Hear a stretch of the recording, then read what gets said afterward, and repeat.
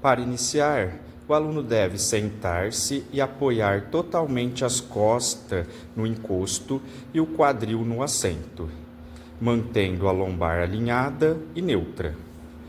Os pés devem ficar posicionados na plataforma na largura dos ombros. Antes de começar, é importante destravar a máquina, empurrando a plataforma e soltando a trava do lado direito. A execução consiste em flexionar os joelhos de forma controlada, sem retirar o quadril do banco e depois empurrar a plataforma até retornar, evitando estender totalmente os joelhos para não gerar sobrecarga articular. Em alguns casos de dor, seja no joelho, quadril ou lombar, pode ser necessário limitar a amplitude de movimento, evitando a flexão excessiva. Pessoas com desconforto lombar também podem utilizar cargas menores e amplitude reduzida, priorizando o controle e alinhamento do movimento. O posicionamento dos pés pode variar conforme objetivos e limitação individual.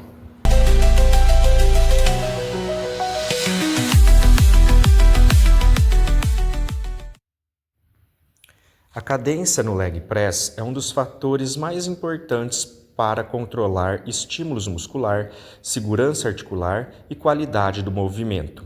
Ela define a velocidade de cada fase da repetição e influencia diretamente na tensão mecânica, recrutamento muscular e no controle biomecânico. Por que a cadência é tão importante assim? Eu gero um maior controle biomecânico. Quando o aluno executa o movimento rápido demais, geralmente ocorre perda do alinhamento do joelho, compensação lombar, retirada do quadril do banco, uso de impulso, diminuição do controle muscular. Cadências mais lentas melhoram a estabilidade, a consciência corporal, o controle motor, o alinhamento articular. O aumento de tempo sobre tensão nos músculos, maior recrutamento muscular, aumento de estresse metabólico, melhora da hipertrofia, maior percepção muscular, redução de sobrecarga articular. Execuções explosivas sem controle aumentam a força compressiva no joelho, impacto fêmuro-patelar, estresse lombar, carga passiva nos ligamentos. Já a cadência controlada distribui melhor as forças. Isso é muito relevante para alguns grupos especiais, como idosos, iniciante, reabilitação, alunos com dor no joelho, lombar e quadril, alunos com baixa consciência corporal.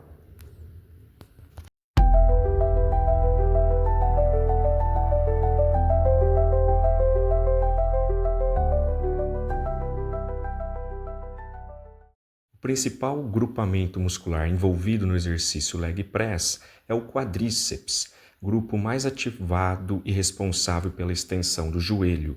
Inclui o vasto lateral, o vasto medial, o vasto intermédio e o reto femoral.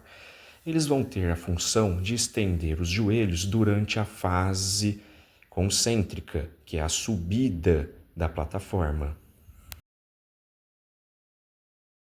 Glúteo máximo, muito recrutado principalmente em amplitudes maiores e quando o pé é colocado mais alto na plataforma, gerando uma maior flexão de quadril.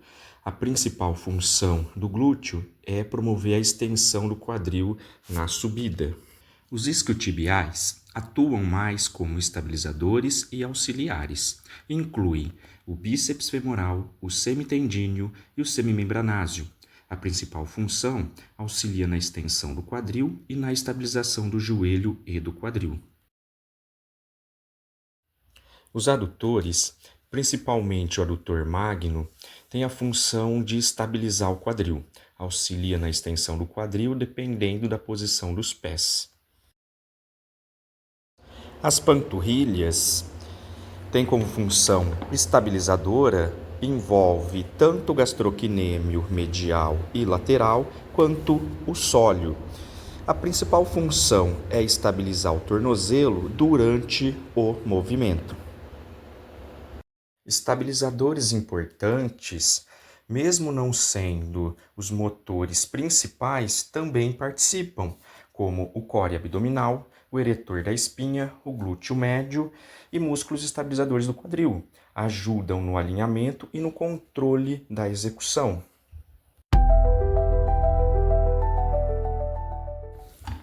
Como a posição dos pés altera o recrutamento.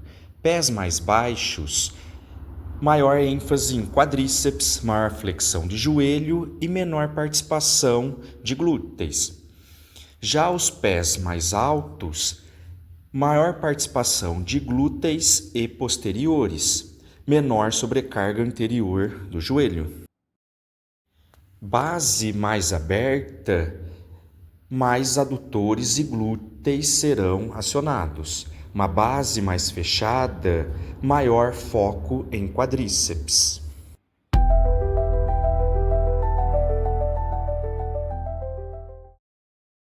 Pessoas com dor no joelho, como encondromalácia patelar, osteoartrite, condropatia patelar e síndrome da dor femoropatelar, podem sim realizar o leg press, mas a execução precisa ser muito mais estratégica do ponto de vista biomecânico.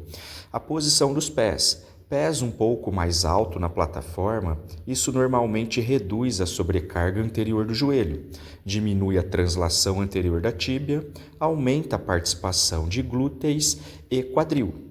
Evitar pés muito baixo, principalmente em fases dolorosas. A largura dos pés.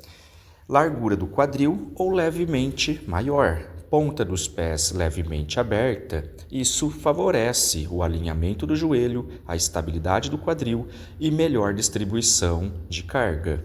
A amplitude deve ser moderada. Um erro muito comum é descer excessivamente. Em muitos casos dolorosos, flexão muito profunda aumenta a compressão fibropatelar, a irritação na cartilagem e dor anterior. A estratégia mais segura é trabalhar em amplitude parcial ou moderada, descer até antes da perda de controle, evitar joelho muito comprimido contra o tronco. O quadril deve permanecer apoiado no banco. A cadência sempre lenta. A velocidade muda completamente a carga articular. Os benefícios: mais controle, menos impacto, menos impulso, melhor ativação muscular. Não travar o joelho na subida, evitar a hiperextensão, evitar a batida articular, manter tensão contínua e joelho levemente destravado. Carga moderada. Carga excessiva normalmente piora, gera mais compressão articular, aumenta a inflamação, compensações. O foco inicial deve ser a execução, o controle, a tolerância ao movimento. Não é momento de buscar cargas máxima. O joelho alinhado com os pés. Evitar joelhos entrando para dentro, colapso medial, rotação interna. O joelho deve acompanhar a linha do segundo dedo do pé. Evitar rebote no fundo. Isso quer dizer nunca bater a articulação. Usar impulso, perder controle de descida. A fase excêntrica deve ser totalmente controlada. De forma resumida, o leg press deve ser controlado, sem pressa, com amplitude moderada, pés mais altos, carga moderada, sem travar joelho, sem rebote, priorizando alinhamento. Quando bem ajustado, o leg press costuma ser mais confortável do que muitos agachamentos livres para pessoas com dor femoropatelar. Para alunos com dor no quadril, o leg press pode continuar sendo utilizado, mas com ajustes biomecânicos para reduzir a compressão femoroacetabular, a tensão capsular e compensações lombares. Objetivos do ajuste é reduzir amplitude excessiva de flexão do quadril, evitar retroversão pélvica no final do movimento, melhorar o alinhamento entre o joelho e quadril, distribuir melhor a carga entre os glúteos e quadríceps, evitar pinçamento anterior do quadril. Os ajustes principais: não aproximar demais os joelhos do peito. O principal erro é descer demais.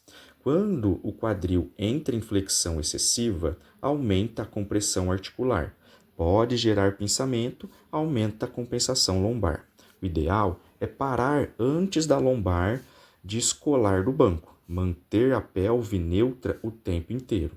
Sinal de limite: quadril encaixando, lombar arredondando, desconforto na virilha ou na lateral do quadril.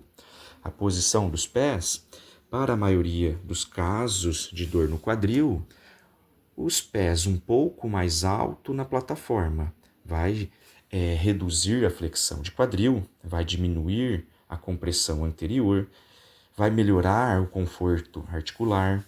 A base deve ser média ou levemente aberta, ponta dos pés levemente para fora.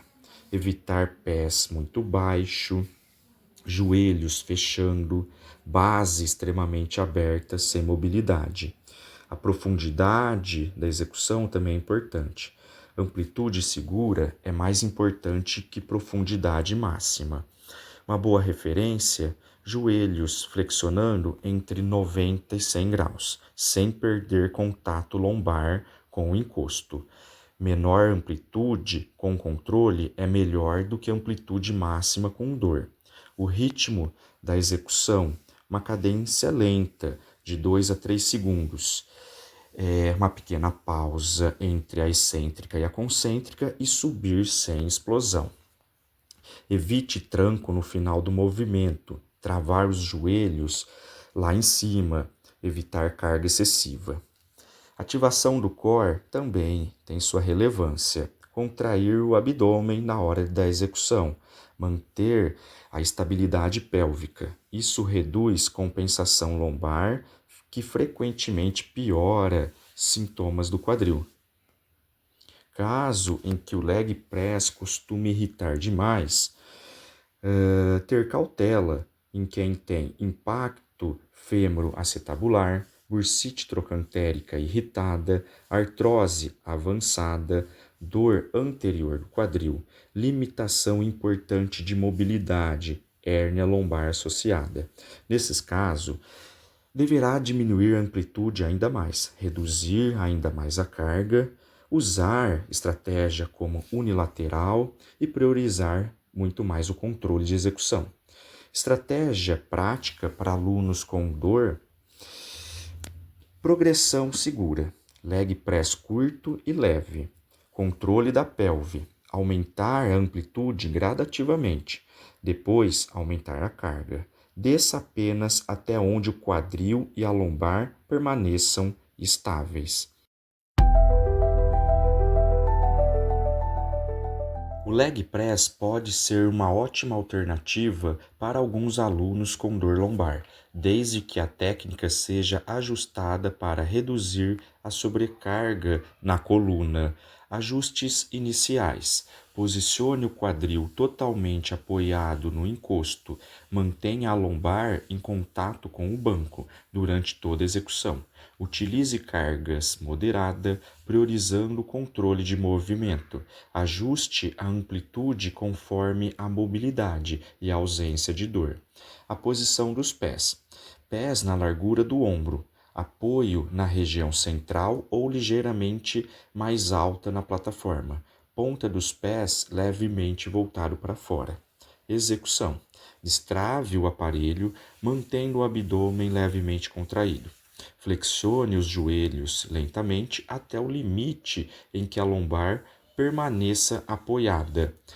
Evite trazer os joelhos excessivamente em direção ao tórax. Empurre a plataforma, distribuindo a força por todo o pé. Estenda os joelhos sem travá-los completamente. Cuidados importantes: mantenha o core levemente ativado durante toda a série. Controlar a descida na fase excêntrica.